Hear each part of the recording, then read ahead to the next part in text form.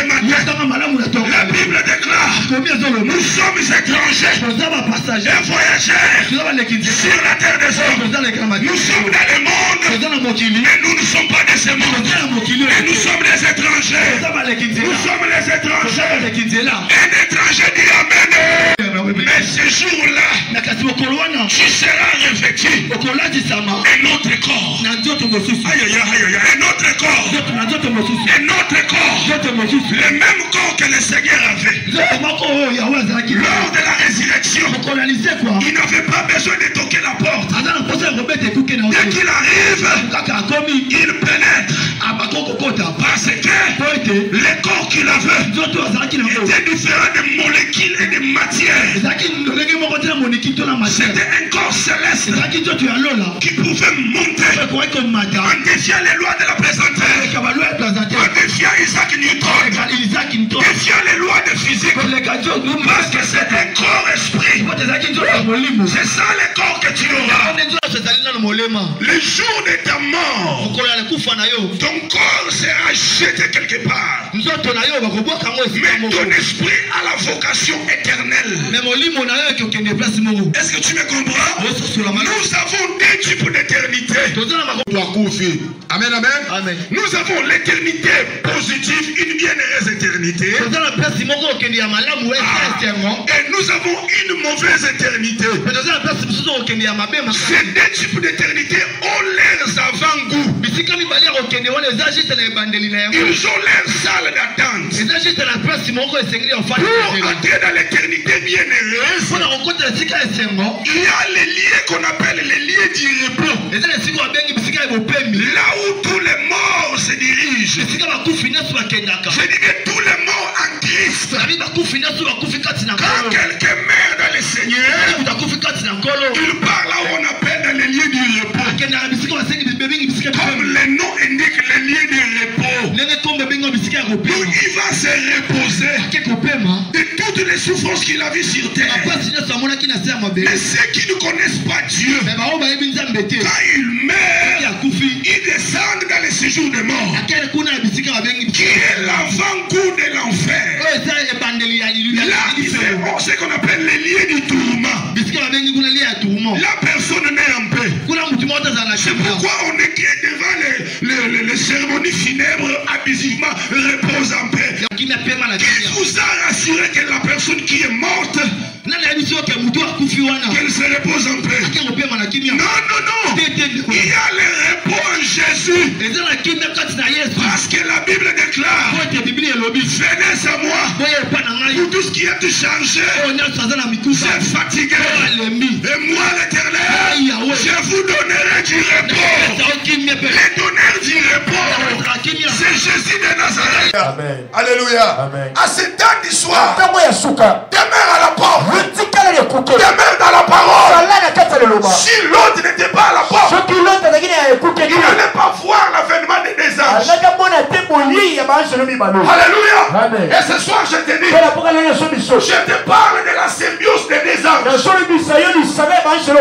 L'esprit et la parole qu'on appelle Jésus, pour que tu le vois, demeure à la porte de la vie, demeure dans la parole, demeure dans la parole.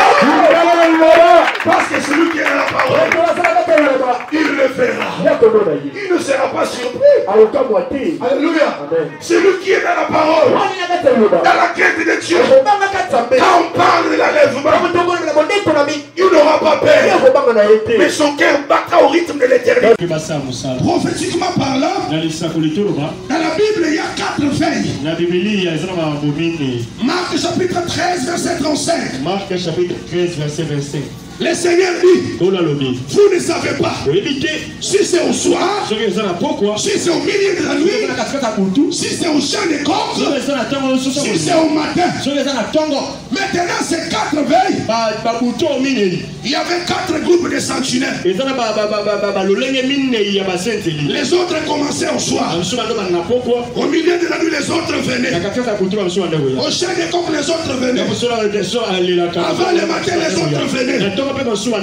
Tout ça pourquoi? C'est pour veiller sur l'église. Pour veiller sur le peuple de Dieu. À ce temps du soir, à ce temps de la fin, tout authentique ouest de l'éternel, appelé par Dieu. Je ne parle pas des appels des médias. Je ne parle pas des appels d'en bas. Je parle de l'appel authentique, sanctionné par 2 ou 3 apparitions. Celui-là, quand il fait la lecture prophétique, il verra que tous les tableaux, que tous les signaux du tableau sont. Ok, une nation se lèvera contre une autre nation. Attention, cette prophétie a des volets. Numéro 1. On parle des nations terrestres qui doivent se succéder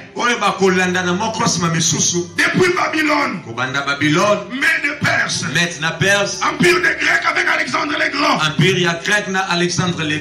Empire romain, Alléluia, Amen. Jusqu'aujourd'hui, l'âge des pieds, ce sont les royaumes qui se sont succédés.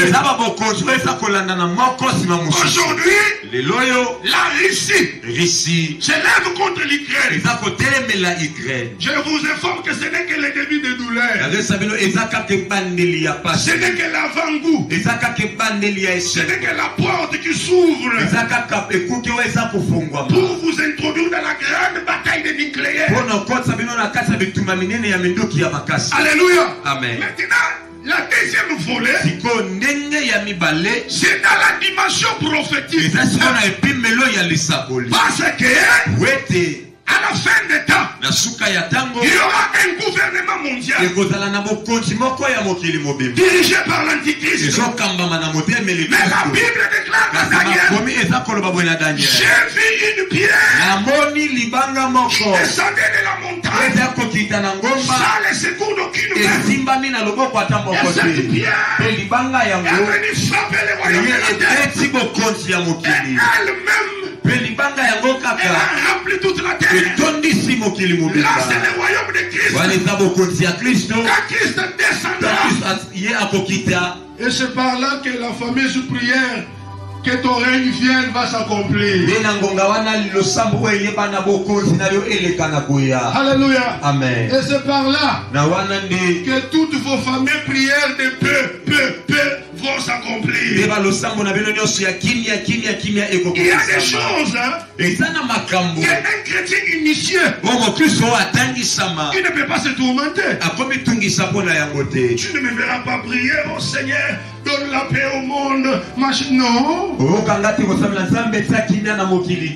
Celui qui donne la paix, il est Jéhovah Shalom. La Bible déclare, il est venu chez les siens. Il n'est donc pas reçu. Le monde ne l'a pas accepté. Mais quand vous n'acceptez pas celui qui donne la paix, comment demanderez-vous la paix?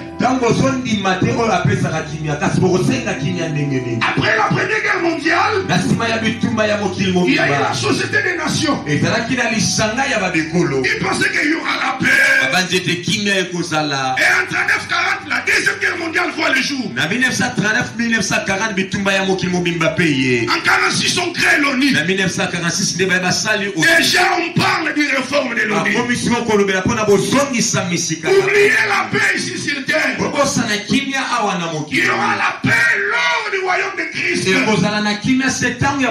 Alléluia. Amen. Tu es un esprit. Avant que tu ne viennes sur la terre, tu existais quelque part. Et là où tu étais, c'est ce que nous appelons l'éternité. Alléluia. Amen. Maintenant, quand tu es venu sur la terre, c'est pourquoi il est écrit, il a voulu ni offrande, ni holocauste, mais il m'a formé un corps. Donc avant que la parole C'est cette forme que tu avais. C'est cette forme que tu avais. Dans l'éternité, tu avais la forme spirituelle. Donc tu es parti de l'éternité. Et tu es venu dans le monde. Et tu marches vers l'éternité. Acclame le Seigneur. C'est pour cela, dans l'église, nous devons intérioriser les enseignements sur l'éternité. Sinon, on aura beaucoup de cadavres dans l'église. Et les pasteurs vont se transformer en officiers de pompes funèbres. C'est pour cela, quand vous venez dans l'église, on vous donne la vie. Vous naissiez de nouveau. L'éternité, il faut qu'on vous rappelle ces choses. Et sur cette terre, vous êtes étrangers, voyageurs. Alléluia. Amen. Tu es dans ce monde, mais tu n'es pas de ce monde. Malheur à moi si je ne te dis pas ces choses. Alléluia. Amen. On doit rappeler à l'église. Sinon vous allez tomber dans les pièges de ce monde. Avec les petites bénédictions, les petites gloires. On te paye un petit $1000. Tu t'es orgueilleux. Tu commences à te prostituer. Il y a que tu es un homme éternel. Alléluia. Amen. Tu es entré dans le monde et tu marches vers l'éternité. Dis à ton voisin aux âmes paya. Comment te rekota? Et au côté de malé, mais ça va entrer. Le bana est aux âmes paya. Non, non, le bana est aux âmes paya. Amen, amen. Amen. Laisse-moi te rappeler. Quand quelqu'un meurt, c'est la chair, le corps qu'on enterre. Mais l'esprit de l'homme est éternel. Alléluia. Amen. Donc nous sommes appelés à beaucoup travailler sur notre esprit. Amen, amen. Pas sur les corps qui vieillissent. Sur la terre, nous sommes frappés par la loi de la temporalité. Prends seulement tes photos d'il y a 20 ans et les photos de tu vas voir que tu es en train de vieillir.